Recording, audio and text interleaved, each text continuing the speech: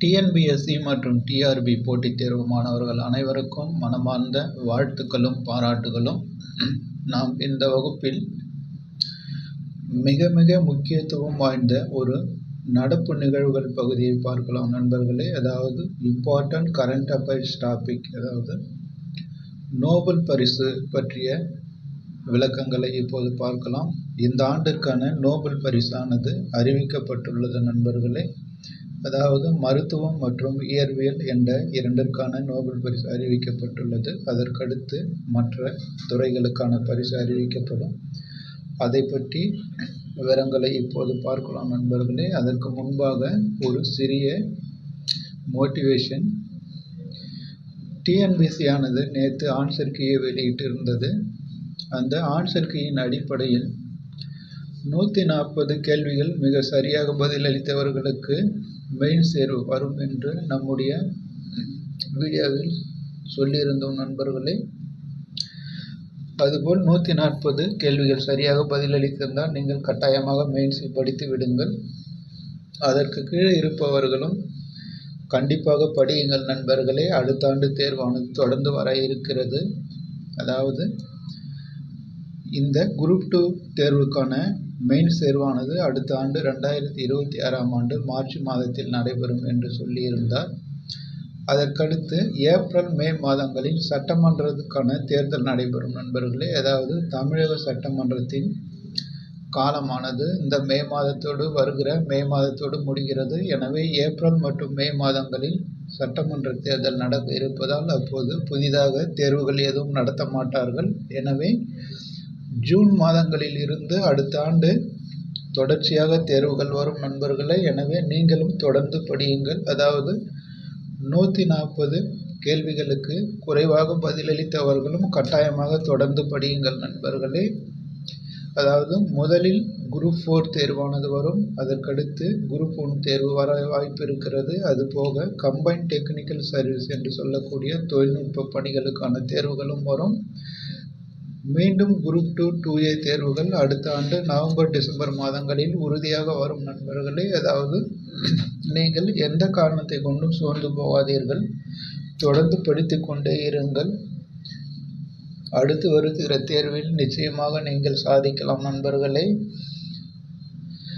அதற்கான ஒரு சின்ன மோட்டிவேஷன் இப்போது உதாரணத்தை பார்க்கலாம். அதாவது தாமஸ் ஆல்வா எடிசன் அவர்களை பற்றி எல்லோருக்கும் தெரிந்திருக்கும். இந்த லைட் என்று சொல்லக்கூடிய மின்விளக்கை கண்டுபிடித்த மாபெரும் சாதனையாளர். அவர் ஆரம்ப காலத்தில் பள்ளிக்கூடத்தில் சேர்க்கும் போது மன வளர்ச்சி குன்றியவர் என்றும் அவரால் படிக்க எழுத முடியாது என்றும் அவரை கட்டாயமாக பள்ளிக்கூடத்தில் இருந்து வெளியேற்றிவிட்டார்கள் நண்பர்களே. அவர்தான் இந்த உலகமே ஒளிமயமாக்கக்கூடிய மின்விளக்கை கண்டுபிடித்தார். ஒரு நாள் செய்தியாளர்கள் சந்திப்பில் அவரை கேட்கும்போது, அதாவது இந்த முதலாக லைட்டை கண்டுபிடிச்சு எரிய வைக்கும்போது பேட்டியாளர்கள் அவர்களை பேட்டி எடுக்கிறார்கள். நீங்கள் இந்த மின்விளக்கை கண்டுபிடிப்பதற்காக 1000 முறை தோற்றிருக்கிறீர்களே, உங்களுக்கு சலிப்பாக இல்லையா என்று கேட்டார்கள். அதற்கு அவர் சொன்ன பதில், நான் 1000 முறை தோற்கவில்லை நண்பர்களே, 999 முறையும் நான் ஒவ்வொரு படியாக முன்னேறி கொண்டு வந்திருக்கிறேன். நீங்கள் ஏன் அதை தவறாக புரிந்து கொள்ளுகிறீர்கள்? 999 முறையும் நான் ஒவ்வொரு படியாக இந்த கண்டுபிடிப்பில் வெற்றி அடைந்திருக்கிறேன். ஒவ்வொரு படியாக முன்னேறி வந்திருக்கிறேன். அதனால்தான் நான் இப்போது 1000வது முறையை முயற்சிக்கும் போது முழுமையடைந்திருக்கிறது. இந்த மின்விளக்கானது ஒளிர்கிறது என்று பதிலளித்தார் நண்பர்களே. நம்முடைய டிஎன்பிஎஸ்சி தேர்வும் அப்படித்தான். வெற்றி பெற்றவர்கள் உடனேயும் வெற்றி பெற்று விட மாட்டார்கள். அவர்களும் சில தோல்விகளை சந்தித்து தான் வந்திருப்பார்கள் நண்பர்களே. எனவே 140 கேள்விகளுக்கு குறைவாக பதிலளித்தவர்கள் கவலைப்பட தேவையில்லை.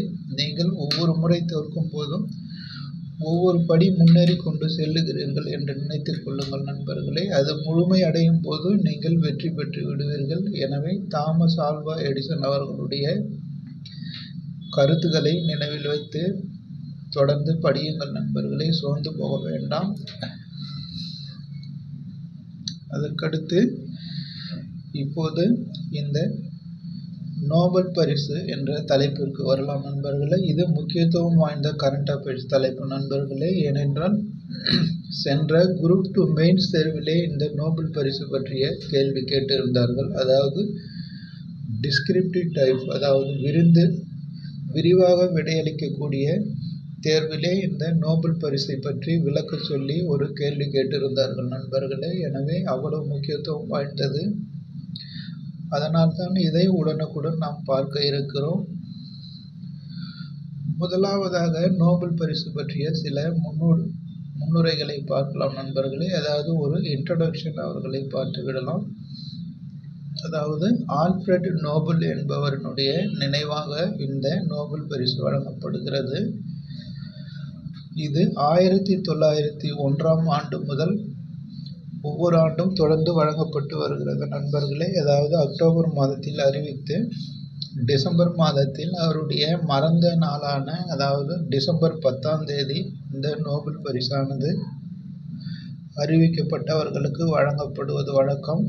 அதுபோல சில நாட்களாக இந்த நோபல் பரிசானது அறிவிக்கப்பட்டு வருகிறது. மொத்தம் 6 துறைகளில் இந்த நோபல் பரிசானது அறிவிக்கப்படுகிறது நண்பர்களே. அதாவது முதலில் மருத்துவம், அடுத்து இயற்பியல், அடுத்து வேதியியல், அதற்கப்புறம் இலக்கியம், அமைதி, பொருளாதாரம் என்று 6 துறைகளை சார்ந்த மகத்தான சாதனை மற்றும் கண்டுபிடிப்பாளர்களுக்கு இந்த நோபல் பரிசானது வழங்கப்படுகிறது. இது 1901ஆம் ஆண்டு முதல் வழங்கப்பட்டு வருகிறது. டிசம்பர் 10ஆம் நாள் ஆல்ஃபிரட் நோபல் அவர்கள் இறந்த தினமான அன்று இந்த பரிசானது வழங்கப்படும் நண்பர்களே. அதாவது ஆல்ஃபிரட் நோபலுடைய முக்கியமான கண்டுபிடிப்பு டைனமைட் என்று சொல்லுகிற வெடிமருந்து பவுடர். அதாவது கிராமப்புறமானவர்களுக்கெல்லாம் தெரிந்திருக்கும். கிணறு தோண்டுவதற்காக வெடி வைப்பார்கள் நண்பர்களே. அதில் ஒரு சிறிய தாயத்து போல் இருக்கும் ஒரு குச்சி தான், அதற்குள்ளே இருக்கிறது தான் டைனமைட் என்கிற வேதிப்பொருள். அது ஒரு பவுடர் மாதிரி தான் இருக்கும். அந்த வேதிப்பொருள் தான் அந்த ஆல்ஃபிரட் நோபல் அவர்கள் கண்டுபிடித்தது. அதனால் இன்னைக்கு எவ்வளவோ நன்மைகள் நடைபெறுகிறது நண்பர்களே. அதாவது பெரிய மலைகளையும் உடைத்து பாதை அமைக்கிறார்கள், சுரங்கம் அமைக்கிறார்கள். அது எவ்வளவோ உபயோகமானதாக பயன்படுகிறது அந்த டைனமைட் என்ற வேதிப்பொருள். அவர் எழுதி வைத்த உயிலின் அடிப்படையில் தான் இந்த நோபல் பரிசானது வழங்கப்பட்டு வருகிறது நண்பர்களே. இந்த தலைப்பில் மருத்துவத்திற்கான நோபல் பரிசு எதற்கு கொடுத்தார்கள், யாருக்கு கொடுத்தார்கள், எந்தெந்த நாட்டை சேர்ந்தவர்கள் என்பதை பற்றி பார்க்கலாம் நண்பர்களே. குரூப் 2A மெயின்ஸ் தேர்வில் கட்டாயமாக இதிலிருந்து ஒரு கேள்விகள் உறுதியாக வரும் நண்பர்களே. அதாவது குரூப் 2A மெயின்ஸ் தேர்வில் எழுதி வைத்துக் கொள்ளுங்கள், ஒரு கேள்வி உறுதியாக இதில் வரும். அதுபோக குரூப் 2A மெயின்ஸ் தேர்விலும் இது ஏதேனும் ஒரு தலைப்பை கொடுத்து விவரிக்க சொல்லி கேட்பார்கள் நண்பர்களே. அதுபோலத்தான் சென்ற தேர்வில் கேட்டிருந்தார்கள். அதாவது வேதியியல் தலைப்பை கொடுத்து இதற்கான ஆய்வுகளை விவரித்து எழுதுக என்று 6 மதிப்பெண் வினாக்களுக்கு கேட்டிருந்தார்கள் நண்பர்களே. எனவே இதை பற்றி தெரிந்து வைத்துக் கொள்ளுங்கள்.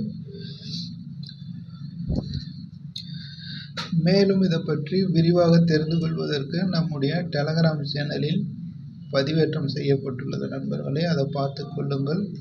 இல்லாதவர்கள் இந்த வீடியோவை பாருங்கள். முதலில் மருத்துவம் எந்த கண்டுபிடிப்பிற்காக கொடுத்தார்கள் என்று பார்த்தால்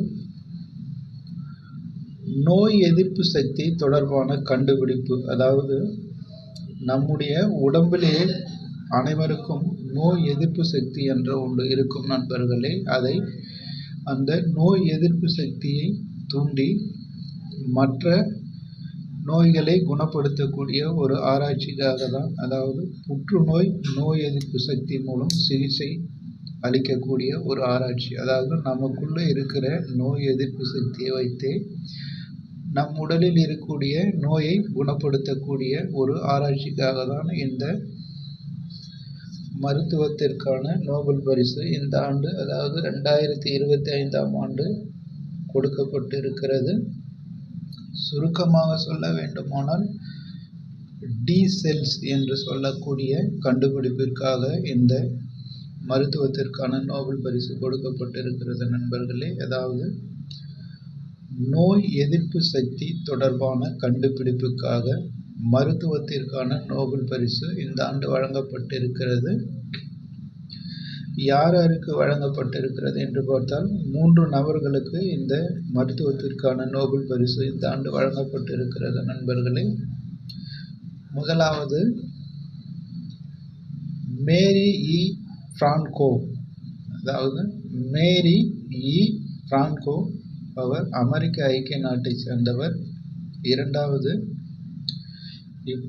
ஃப்ரெட் ராம்ஸ்டெல், அதாவது ஃப்ரெட் ராம்ஸ்டெல், இவரும் அமெரிக்க ஐக்கிய நாட்டை சேர்ந்தவர். மூன்றாவது சீமோன் சகாகுச்சி, அதாவது சீமோன் சகாகுச்சி, இவர் ஜப்பான் நாட்டை சேர்ந்தவர். இந்த 3 நபர்களுக்கும் இந்த மருத்துவத்திற்கான நோபல் பரிசு வழங்கப்பட்டிருக்கிறது நண்பர்களே. இந்த நோபல் பரிசு தொகையானது 3 நபருக்கும் பகிர்ந்து அளிக்கப்படும். அதுபோக அவர்களுக்கு பதக்கம் மற்றும் சான்றிதழும் வழங்கப்படும் நண்பர்களே. இந்த மருத்துவத்திற்கான நோபல் பரிசு 3 நபருக்கு வழங்கப்பட்டிருக்கிறது. கண்டுபிடிப்பு என்று பார்த்தால் நோய் எதிர்ப்பு சக்தி தொடர்பான கண்டுபிடிப்பு, அதாவது புற்றுநோய் மற்றும் நோய் எதிர்ப்பு சக்தி மூலம் சிகிச்சை ஆராய்ச்சியை மேற்கொண்டதற்காக, சுருக்கமாக சொல்ல வேண்டுமானால் டி செல்ஸ் ஆய்வுக்காக இந்த மருத்துவத்திற்கான நோபல் பரிசு இந்த ஆண்டு கொடுக்கப்பட்டிருக்கிறது. இது வருகிற டிசம்பர் 10ஆம் தேதி ஆல்ஃபிரட் அவர்கள் மறைந்த தினமான டிசம்பர் 10 அன்று நோபல் பரிசு அறிவிக்கப்பட்டவர்களுக்கு கொடுக்கப்படும் நண்பர்களே. அதாவது ஸ்வீடன் தலைநகரம் ஸ்டாக்ஹோமிலும் நார்வே தலைநகரம் ஓஸ்லோவிலும் இந்த நோபல் பரிசானது வழங்கப்படுகிறது. பரிசு பெற்றவர்கள் அங்கு சென்று பெற்றுக்கொள்வார்கள். இது 1901 முதல் தொடர்ந்து ஒவ்வொரு ஆண்டும் வழங்கப்பட்டு வருகிறது நண்பர்களே. அதுபோக இதில் முக்கியமாக குரூப் 2A மெயின்ஸ் தேர்வில் கேட்கக்கூடிய கேள்வி என்று பார்த்தால், இந்த ஆண்டு மருத்துவத்திற்கான நோபல் பரிசு எந்த கண்டுபிடிப்பிற்காக வழங்கப்பட்டது என்று கேட்கலாம். அதாவது நோய் எதிர்ப்பு சக்தி தொடர்பான கண்டுபிடிப்பு, புற்றுநோய் மற்றும் நோய் எதிர்ப்பு சக்தி மூலம் சிகிச்சை அளிக்கக்கூடிய ஆராய்ச்சிக்காக இந்த மருத்துவத்திற்கான நோபல் பரிசு வழங்கப்பட்டிருக்கிறது நண்பர்களை. சுருக்கமாக சொல்ல வேண்டுமானால் டி செல் என்று சொல்லக்கூடிய கண்டுபிடிப்பிற்காக இந்த ஆண்டு மருத்துவத்திற்கான நோபல் பரிசு வழங்கப்பட்டு இருக்கிறது நண்பர்களே. இது குரூப் 2A மெயின்ஸ் தேர்வு நோக்கில் இந்த கேள்வியானது கேட்கப்படலாம். அதாவது குரூப் 2 மெயின்ஸ் தேர்வில், அதாவது டிஸ்கிரிப்டிவ் டைப்பில் இதை விவரித்து எழுத சொல்லி கேட்பார்கள் நண்பர்களே. விவரமாக நீங்கள் தெரிந்து கொள்ள வேண்டுமானால் நாளிதழில் செய்தியாக வெளியிட்டு இருந்தார்கள். அது நம்முடைய டெலகிராம் சேனலில் பதிவேற்றம் செய்யப்பட்டுள்ளது நண்பர்களே. அதை முழுமையாக தெரிந்து கொள்ளுங்கள். நாம் எல்லாவற்றிற்கும் தயாராக இருக்க வேண்டும் நண்பர்களே. அப்போதுதான் எந்த கேள்வி கேட்டாலும் நம்மால் பதிலளிக்க முடியும். அடுத்து குரூப் 2 மற்றும் 2A மெயின்ஸ் தேர்வுக்கு தகுதி பெற்றவர்கள் மெயின்ஸ் தேர்வுக்கு படிக்க ஆரம்பித்து விடுங்கள் நண்பர்களே. ஏனென்றால் குறைந்த பணியிடங்களுக்கான தேர்வு என்பதால் தேர்வு முடிவுகள் விரைவில் வெளியிட்டு விடுவார்கள் நண்பர்களே. அதாவது 600 பணியிடங்களுக்கு தான் இப்போது தேர்வு நடந்து முடிந்திருக்கிறது. இன்னும் சில பணியிடங்கள் கூடலாம் என்று நினைக்கிறேன் நண்பர்களே. அதாவது 1000 பணியிடங்கள் வரை அதிகரிக்கும் என்று எதிர்பார்க்கிறேன். அப்படி இருந்தாலும் ஒரு மாதத்துக்குள், அதாவது இந்த அக்டோபர் மாதத்திலே குரூப் 2 பிலிமினரிக்கான வேல்யூவேஷனை முடித்து விடுவார்கள் நண்பர்களே. நவம்பர் மாதத்தில் பெரும்பாலும் முடிவுகள் வந்துவிடும். அதனைத் தொடர்ந்து குரூப் 2 மற்றும் 2A மெயின்ஸ் தேர்வானது பிப்ரவரி கடைசி அல்லது மார்ச் முதல் வாரத்திலே நடந்து முடிந்துவிடும் நண்பர்களே. காலமானது வெகு விரைவாக சென்றுவிடும். எனவே நேரத்தை வீணடிக்காமல் படிக்க ஆரம்பித்து விடுங்கள் நண்பர்களே. 140 கேள்விகள் சரியாக பதிலளித்தவர்கள் 2A மெயின்ஸுக்கு தயாராகுங்கள். 150 கேள்விகள் வரை போட்டவர்கள் 2 மெயின்ஸுக்கு தயாராகுங்கள் நண்பர்களே. இதை பற்றிய விரிவான வீடியோவானது ஏற்கனவே பதிவேற்றம் செய்யப்பட்டுள்ளது, அதை பார்த்து கொள்ளுங்கள். அடுத்து இந்த 140 மதிப்பெண்கள் கேள்விகளுக்கு குறைவாக பதிலளித்தவர்கள் கவலைப்பட வேண்டாம் நண்பர்களே. நீங்கள் தொடர்ந்து படியுங்கள். நான் முன்னாடி சொன்னது போல அடுத்த ஆண்டு ஜூன் மாதத்திலிருந்து தொடர்ந்து தேர்வுகள் வந்து கொண்டே இருக்கும். நீங்கள் அதில் நிச்சயமாக வெற்றி பெறுவீர்கள் நண்பர்களே. எனவே எந்த காரணத்தை கொண்டு சோர்ந்து போகாமல் தொடர்ந்து படியுங்கள். தோல்வி என்பது தள்ளி போகக்கூடிய வெற்றிதான ஒழிய முழுவதையான தோல்வி கிடையாது நண்பர்களே. தாமஸ் ஆல்வா எடிசன் சொன்னது போல ஒவ்வொரு தோல்வியும் ஒவ்வொரு படியும் நீங்கள் முன்னேறி கொண்டு வருகிறீர்கள் என்றுதான் அர்த்தம் நண்பர்களே. மற்றவர்கள் என்ன வேணால் பேசி போகிறார்கள், என்ன சொன்னாலும் காதில் வாங்காதே. நீங்கள் கொண்ட லட்சியத்தை நோக்கி தொடர்ந்து பயணியுங்கள் நண்பர்களே. வருகிற தேர்வுகளில் நிச்சயமாக உங்களாலும் சாதிக்க முடியும். அடுத்து வருகிற சண்டே அன்று டிஆர்பி தேர்வு எழுத உள்ள மாணவர்கள் அனைவருக்கும் மனமார்ந்த வாழ்த்துக்கள் நண்பர்களே. தேர்வை சிறப்பாக எழுதி முடியுங்கள். தமிழ் தகுதி தேர்வு என்று ஒன்று வைக்கிறார்கள் நண்பர்களே. அதற்கும் சில ரிவிஷன்களை செய்து கொள்ளுங்கள். ஏனென்றால் நிறைய மாணவர்கள் வெறும் மேஜர் சப்ஜெக்ட் மட்டுமே படித்து கொண்டு இருக்கிறீர்கள். தமிழ் தகுதி தேர்வை பற்றி யாரும் படிப்பதாக தெரியவில்லை. அதையும் பார்த்து செல்லுங்கள் நண்பர்களே. ஏனென்றால் நீங்கள் அந்த தகுதி தேர்வில் தேர்ச்சி பெற்றால்தான் உங்களுடைய மேஜர் சப்ஜெக்ட் என்ற பேப்பரானது வேல்யூவேஷன் செய்வார்கள். எனவே அதையும் கொஞ்சம் படித்து செல்லுங்கள் நண்பர்களே. அதற்கடுத்து பிஇஓ தேர்வானது வர இருக்கிறது, அதற்கு படிக்க தயாராகுங்கள். நீங்கள் அனைவரும் போட்டித் தேர்வில் வெற்றி பெற வேண்டும் என்று மனமாற வாழ்த்துகிறேன் நண்பர்களே. அடுத்து வரும் வீடியோவில் சந்திக்கலாம். நன்றி நண்பர்களே.